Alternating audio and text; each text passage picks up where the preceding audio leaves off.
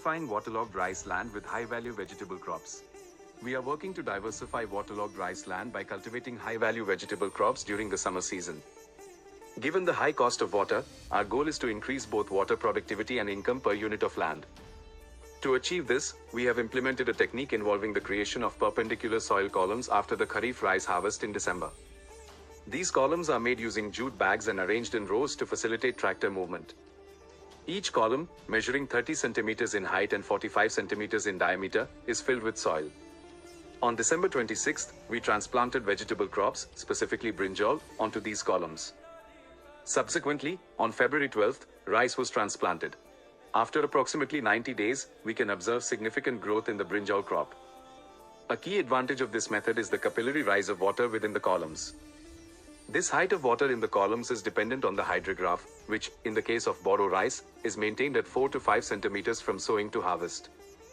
By employing this technique, we can cultivate approximately 3,000 brinjal plants per hectare, yielding around 1,500 kilograms per hectare. With a market price of 40 rupees per kilogram, this approach offers significant economic benefits. In addition to brinjal, we can also cultivate summer carrots. These carrots, currently priced at 40 rupees per kilogram, can yield up to 30 quintals per hectare in a rice relay system, offering significant market value. The column height can be adjusted between 30 to 40 centimeters, depending on the water depth. In summer, the water level in rice fields typically ranges from 5 to 10 centimeters, making this approach feasible. Another promising crop is cabbage. We have successfully grown 2 cabbage plants per column, resulting in a potential yield of 6,000 cabbages per hectare. At a price of 10 rupees per cabbage, this offers substantial economic benefits. This integrated cropping system addresses the nutritional security of small and marginal farmers by enabling them to cultivate high-value crops on limited land. Moreover, it reduces pesticide usage and promotes organic farming practices. By increasing cropping intensity from 100% to 200% in some cases, this system also creates employment opportunities and enhances water productivity. After the rice harvest, the columns can be reused to cultivate other vegetable crops, such as radish, coriander, pumpkin, bottle gourd, and ridge gourd. Summer radish, currently priced at 40 rupees per kilogram, can be harvested in 45 days, yielding up to 30 quintals per hectare. To implement this system, approximately 1,000 jute bags per hectare are required. By diversifying waterlogged rice land with high-value vegetable crops, we can improve agricultural productivity, farmer income, and food security. The column system.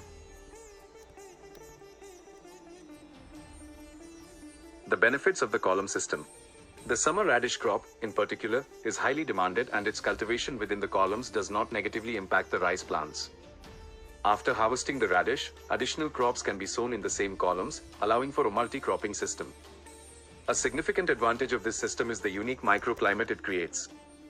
The temperature beneath the rice canopy remains approximately 6 to 8 degrees Celsius lower than the ambient temperature at 2 p.m. Meanwhile, the temperature within the columns stays around 25 to 26 degrees Celsius, preventing excessive heat stress and promoting optimal growth conditions for vegetables. The high oxygen diffusion rate of the columns, approximately 300 micrograms per meter square per second, further enhances vegetable growth by mitigating anoxia in the waterlogged rice soil. Another successful crop within this system is tomato.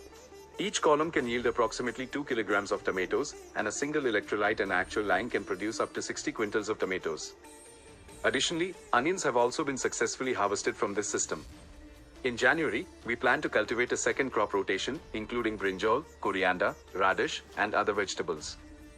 Additionally, we can grow crops like coriander and sweet corn within the columns.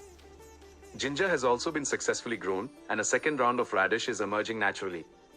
Although we have already harvested tomatoes, each column can still yield an additional 2 to 3 kg. This translates to a potential harvest of 60 to 90 quintals of tomatoes per hectare in a relay system, significantly boosting water productivity. This innovative approach benefits small and marginal farmers by enhancing their nutritional security and diversifying their income sources. By utilizing jute bags, we can minimize plastic usage in agriculture. The unique microclimate created by the rice canopy and the columns plays a crucial role in successful crop cultivation.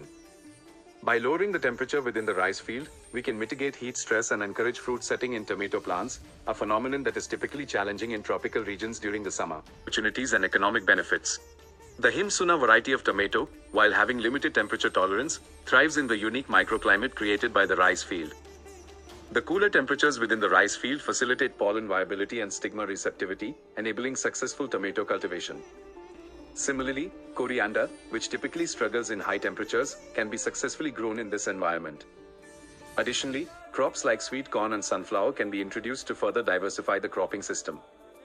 By implementing this innovative technique, farmers can achieve significant economic benefits. The radish relay system can generate income of 3 rupees 4 lakh per hectare, while other crops can yield 1 rupee 1.5 lakh per hectare. This approach also leads to increased cropping intensity, ranging from 100% to 200%, depending on the specific cropping pattern. The controlled environment within the rice field reduces pest pressure, allowing farmers to rely on organic pest management practices.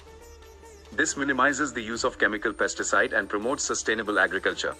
We are actively disseminating this technology to small and marginal farmers, as well as tribal communities and larger farmers, to promote its widespread adoption.